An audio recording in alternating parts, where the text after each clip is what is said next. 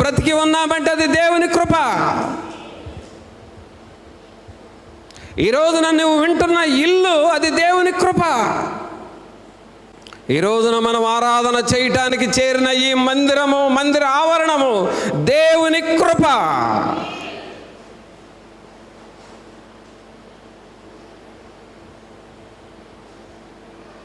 ఆయన కృప మన మీద వర్షములాగా పడుతూ ఉన్నది. ఆమేన్. చప్పట్లు కొట్టండి ఒకసారి.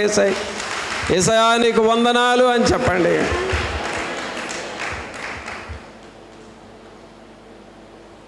పౌలు గారు ఈ మాట తిమోతి జ్ఞాపకం చేస్తున్నాడు. తిమోతి, నువ్వు బలవంతుడుగా మారాలి. నువ్వు ఎలా బలవంతుడుగా మారతావో తెలుసా?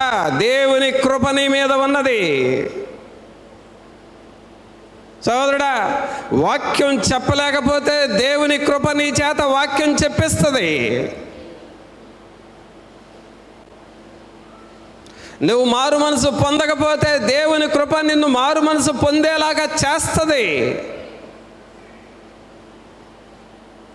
నువ్వు ఒకవేళ వెనక్కి పడిపోతే, జారిపోతే ఆయన కృప నిన్ను మరలా తిరిగి పైకి లేపుతుంది.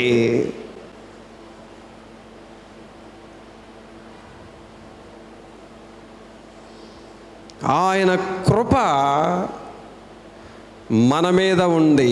అందుకనే మనం ఇక్కడ చదువుతున్నాం, కృప వెంబడి కృపను పొందుచున్నాము.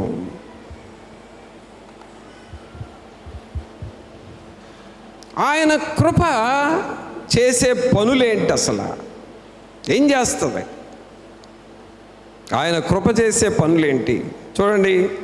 2వ కొరింథీయులకు రాసిన పత్రిక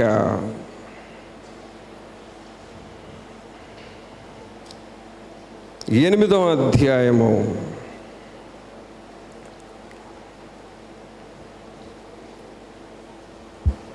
9వ వచనం చదవండి.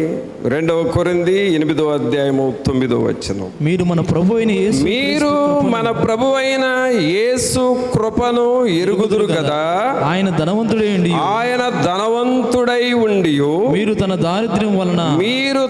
దారిద్ర్యము వలన ధనవంతులు కావలెనని మీ నిమిత్తము దరిద్రుడాయను. దేవుని కృప ఏంటి అనంటే, మన దారిద్ర్యమును, మన దరిద్రతను, మన పేదరికాన్ని, మన కృంగిపోయిన స్థితిగతులను తీసివేసి నిన్ను ఐశ్వర్యవంతునిగా చెయ్యాలి. అది దేవుని కృప. సహోదరుడా, సహోదరి, నిన్ను ఐశ్వర్యవంతురాలుగా చేయాలి, నిన్ను ఐశ్వర్యవంతునిగా చేయాలి. ఇప్పటికే నువ్వు ఆలోచన చేసుకో. దేవుని దగ్గరకు రాకముందు నువ్వు ఎలా ఉన్నావు, దేవుని దగ్గరకు వచ్చిన తర్వాత దేవుడిని నేను ఎలాగో దీవించడం ప్రారంభించాడో ఇప్పటికే నువ్వు ఆలోచన చేసుకో.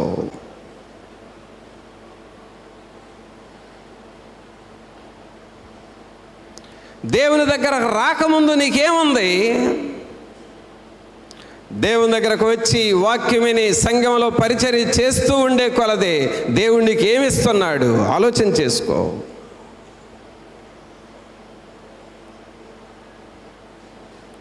నీ దరిద్రతను తీసివేసి, నీ దారిద్ర్యమును పోగొట్టి నిన్ను ఐశ్వర్యవంతురాలుగా చెయ్యాలి అనేదే దేవుని ఉద్దేశము. అదే మన పట్ల దేవునికున్న కృప. ఆమేన్. పిల్లరా, దేవుని సేవ ఎలాగ జరుగుతూ ఉంది అనంటే దేవుని కృప అంతే. ప్రజలు వచ్చి వాక్యం విని మేలు పొందుతున్నారంటే దేవుని కృప.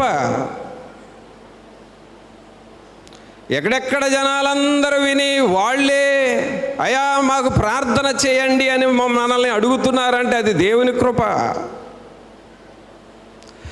మనము ప్రార్థన చేస్తే వాళ్ళు ఐశ్వర్యవంతులుగా మారతారు. మనము వాళ్ళని ధనవంతులుగా చేస్తాం.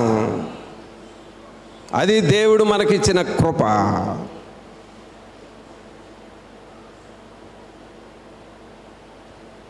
ఏం చేయాలో చేతకట్లేదన్నా, ఏం పని చేయాలో, బ్రతకాలో, ఎలా బ్రతకాలో తెలియట్లేదు అని అంటే ప్రార్థన చేసి, సహోదరుడా ఈ పని చేసుకో, దేవుడు నిన్ను దీవిస్తాడు అని చెబితే ఆ పని చేసుకుంటావంటే ఆ పనిలో పడిపోయి అలా చేస్తూ చేస్తూ చేస్తూ చేస్తూ ఆ పనిని దేవుడు దీవిస్తాడు.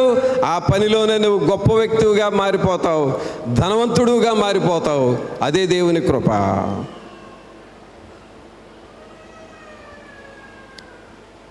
అందుకనే ఇక్కడ దేవుని వాక్యం చెబుతూ ఉన్నారు, మీరు మన ప్రభువైన యేసుక్రీస్తు కృపను ఎరుగుదురు గదా, ఆయన ధనవంతుడై ఉండి మీరు తన దారిద్ర్యము వలన ధనవంతులు కావలెనని నిమిత్తము దరిద్రుడాయను. ధనవంతులు కావలెనని. ప్రియులారా గమనించండి, మీరు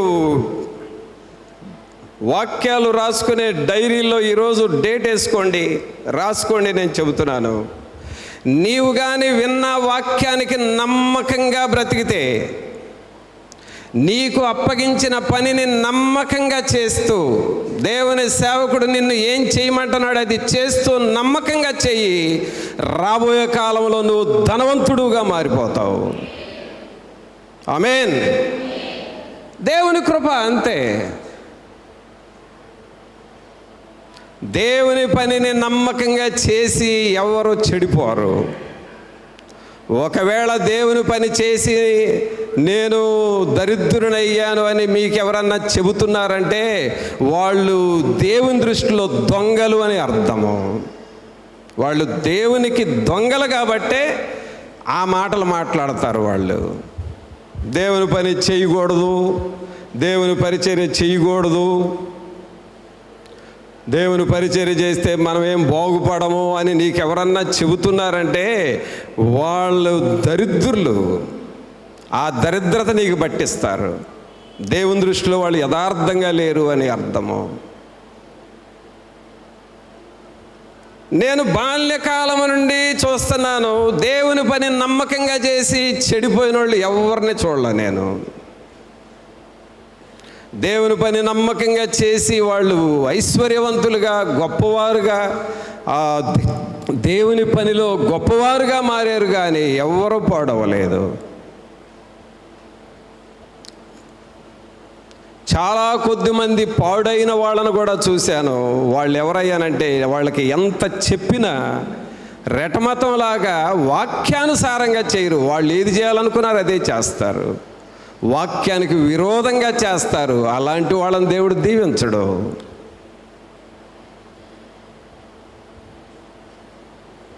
సోదరుడా, సహోదరి, ఈ మెసేజ్ ఈ రోజున నువ్వు వినేటట్లుగా దేవుడు అవకాశం ఇచ్చాడు అనంటే ఈ మెసేజ్ ద్వారా నువ్వు ఐశ్వర్యవంతుడుగా, ఐశ్వర్యవంతురాలుగా మారాలి. అదే దేవుని కృప.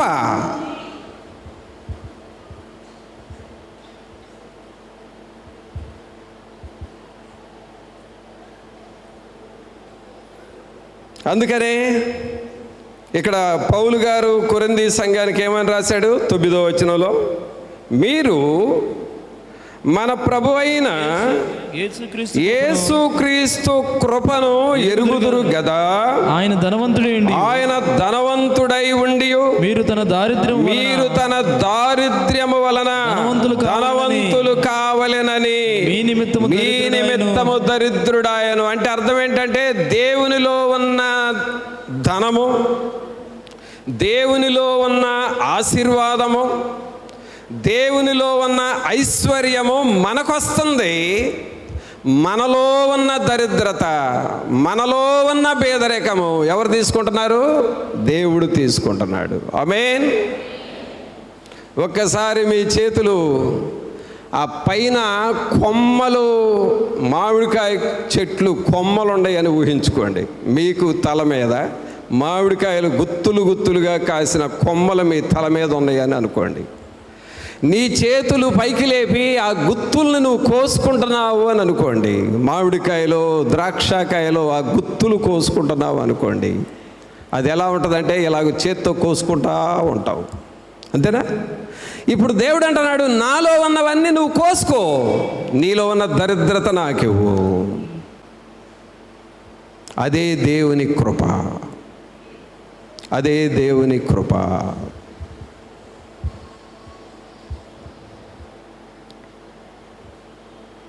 ప్రభునంతులరా, ఈ వాక్యాన్ని నువ్వు చెవులతో వినబాకు, హృదయంలోకి వెళ్ళనివ్వు. ఈ వాక్యాన్ని నువ్వు మైండ్లోకి ఎక్కించుకొని మర్చిపోబాకు. జ్ఞాపకం పెట్టుకొని నువ్వు దేవుని దగ్గర పోరాడి ప్రార్థన చేసుకో.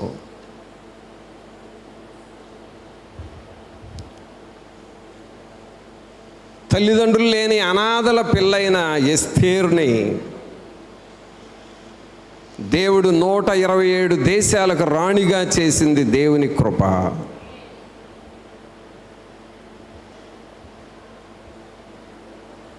శాపకరమైన మోయాబు దేశంలో బ్రతుకుతున్న రూతుని ఆ శాపము నుండి, ఆ శాపకరమైన దేశాన్ని నుండి బయటికి లాక్కొచ్చి యేసుక్రీస్తు వంశావళిలో చేర్చి ధన్యురాలుగా ఆశీర్వాదించిన రూతు ఆ స్థాయికి వెళ్ళిందంటే దేవుని కృప.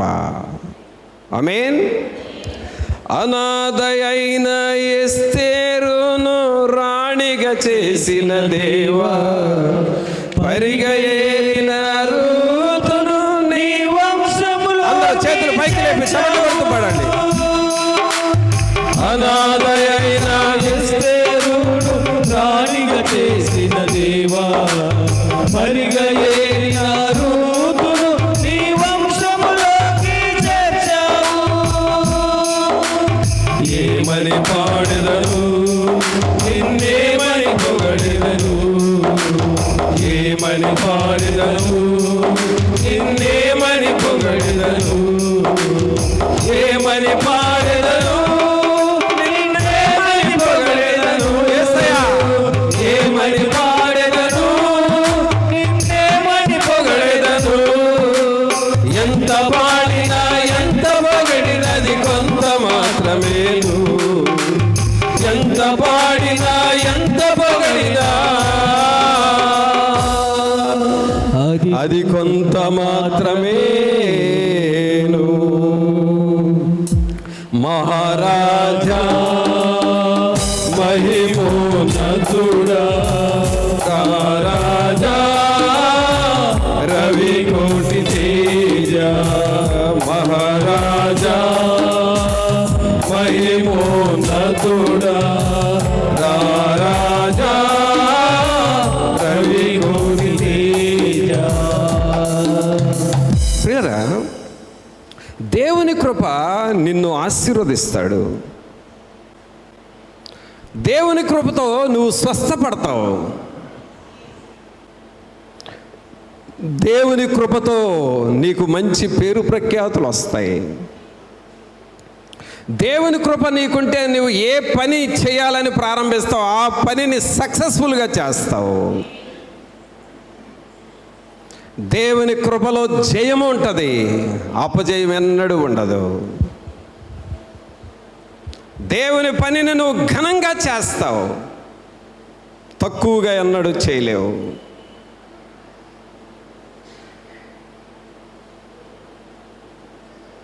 అందుకనే కృప వెంబడి కృప పొందితిమి. సాతానుడు ఏం చేస్తాడో తెలుసు, ఇక్కడ దేవుని కృప నీతో ఉంది, నువ్వు ఐశ్వర్యవంతుడవు, దేవుడు నిన్ను దీవిస్తాడు అని చెప్పించడు. నీ పరిస్థితులు ఎలా ఉన్నాయి అని నిన్ను కృంగదీస్తా అవిశ్వాసపు మాటలు చెప్పిస్తాడు. అవిశ్వాసపు మాటలు.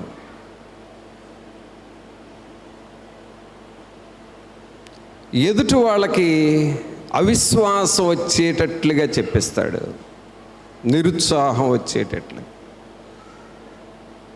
మీటింగ్ కోసం సిద్ధపడదామంటే ఎవరుండారయ్యా, ఎవరు వస్తారు, ఎక్కడుండారు జనాలు అని అంటారు వీళ్ళు.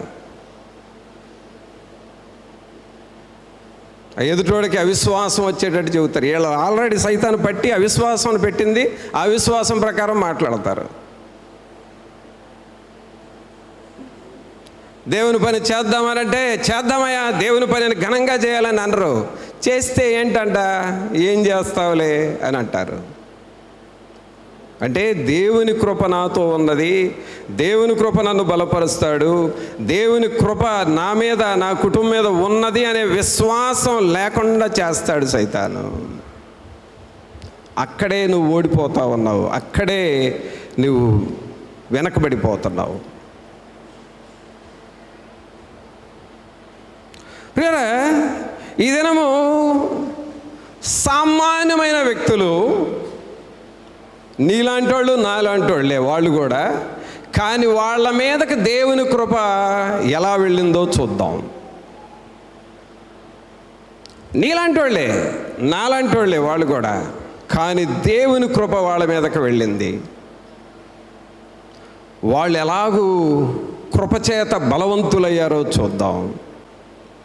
ఈ టాపిక్లోనికి వెళ్ళబోయే ముందు మొట్టమొదట మీకు చెప్పేది ఏమిటంటే, దేవుని కృప మనందరి మీద ఉండాలా అవసరం లేదా చెప్పండి. ముందు అది తేల్చండి నాకు.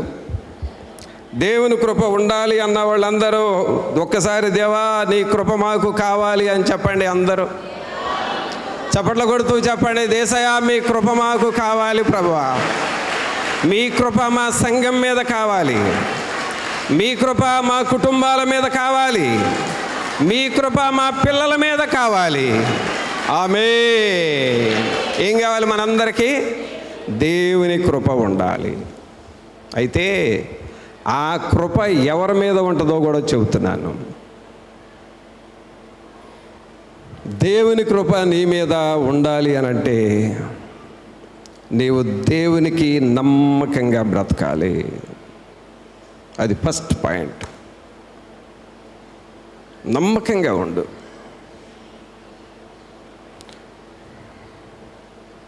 మధ్యలో ఎవరో ఎదురై ఏదేదో చెబుతూ ఉంటారు, చెదిరిపోబాకు.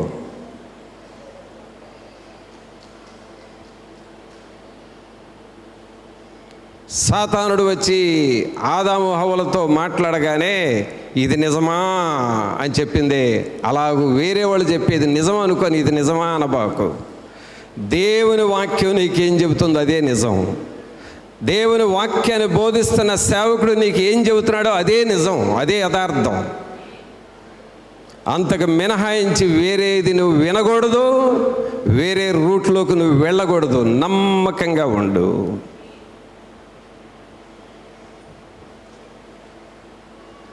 నమ్మకమైన వానికి దీవెనలు మెండుగా ఉంటాయి. అలాంటి వారి మీద దేవుని కృప ఉంటుంది.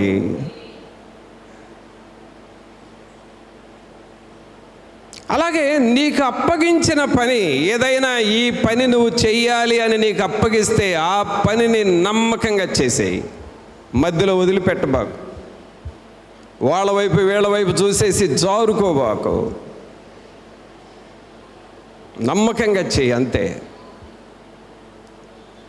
నేను యవ్వన కాలంలో, అంటే నా విశ్వాస జీవితం ప్రారంభించిన దగ్గర నుండి నేను నేర్చుకుంది ఏమిటంటే, ఒక 10 మంది కలిసి ఒక పని చేయాల్సి వచ్చిందనుకోండి, ఆ 10 మందిలో ఒకవేళ ఒక 5-6 జారిపోతే నలుగురే మిగులుతారు.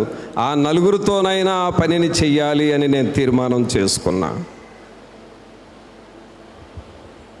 అందుకనే యవ్వన కాలం నుండి చేయాల్సిన పనుల్లో సగం మంది మానేసిన నేను ఆ పనిని పూర్తి చేశా. ఒకవేళ 10 మందిలో 9 మంది మానేస్తే నేను ఒక్కడనే మిగులుతాను. నేను ఒక్కడనేనైనా ఆ పని నేను పూర్తి చేయాలి, అంతేగాని రాజీ పడకూడదనే ఆ తీర్మానంతో దేవుని దగ్గర నేను సాగుతూ ఉన్నా. దేవుని పనిలో ఒకవేళ నాతో ఉన్నవారు అందరూ వెనక్కపోయినా నేను మాత్రము ముందుకు వెళుతూ ఆ పనిని పూర్తి చేసేస్తా, అంతే. అది దేవుని కృప.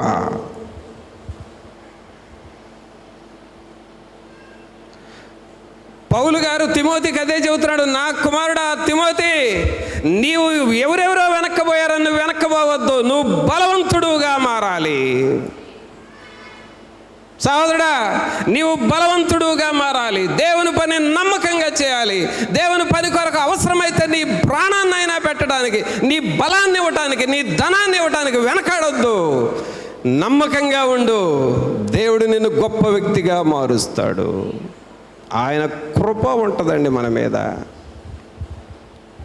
ఆయన కృప ఉంటుంది.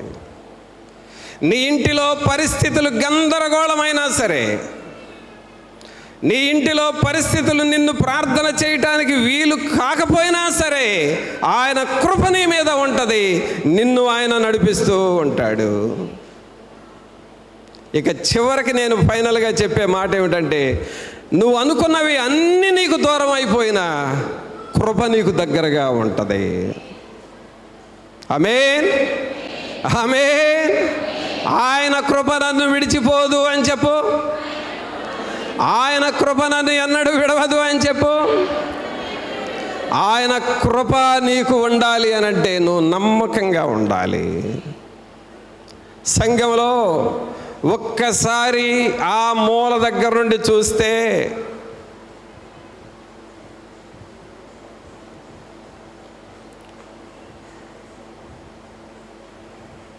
వాయిద్యాలు వాయించేవాళ్ళు ఉన్నారు. అక్కడ చూస్తే లైవ్ ఇచ్చేవాళ్ళు ఉన్నారు. ఇక్కడ చూస్తే సౌండ్ సిస్టమ్ చూసేవాళ్ళు ఉన్నారు. అక్కడ చూస్తే మ్యూజికల్ ఇన్స్ట్రుమెంట్స్ వాయించేవాళ్ళు ఉన్నారు. ఇక్కడ చూస్తే పాటలు పాడేవాళ్ళు ఉన్నారు. ఇంకా వెనక వైపు చూస్తే ఆరాధనలో పాల్గొని దేవుని స్తుతించే వాళ్ళు ఉన్నారు. ఇంకా వెనక చూస్తే పరిచర్య చేసేవాళ్ళు ఉన్నారు. ఇలాగ రకరకాల ప్రజలు దేవుని మందిరములో ఉన్నారు. నీకు అప్పగించిన పనిని నమ్మకంగా చేయి, యథార్థంగా చేయి, అంతవరకు నమ్మకంగా చేయి. ఆయన కృప నీ మీద ఉంటుంది. ఆయన కృప నిన్ను పైకి లేపుతూ ఉంటాడు. ఆమేన్, హల్లెలూయా. ఆయన కృప ఇప్పుడు నాకు కావాలి అన్న వాళ్ళందరూ కొట్టు ఒకసారి.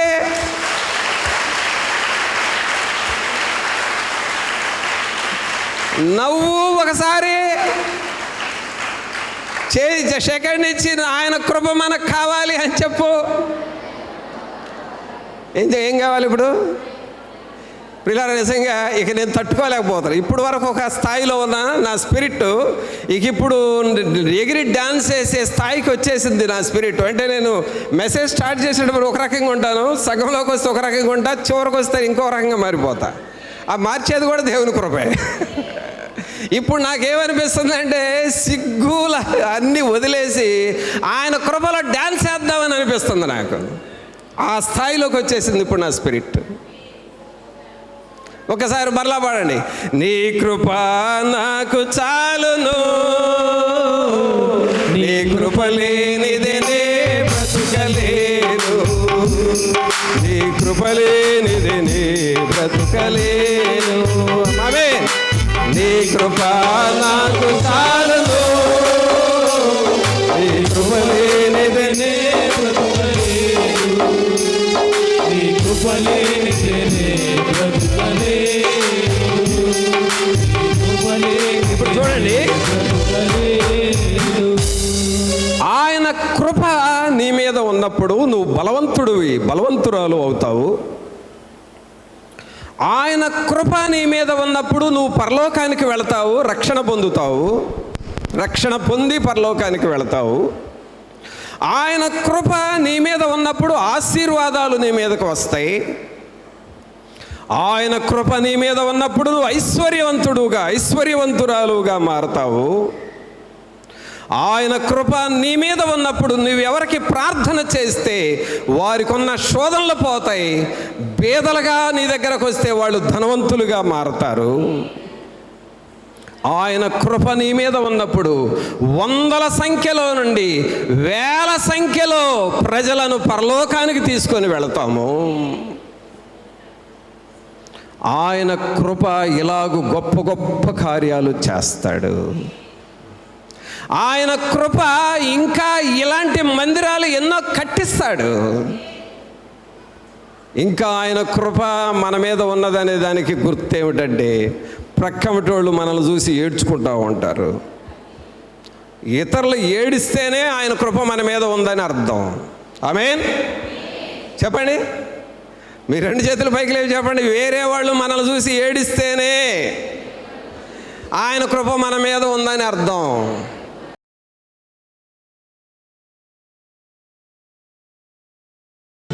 నీతో నేను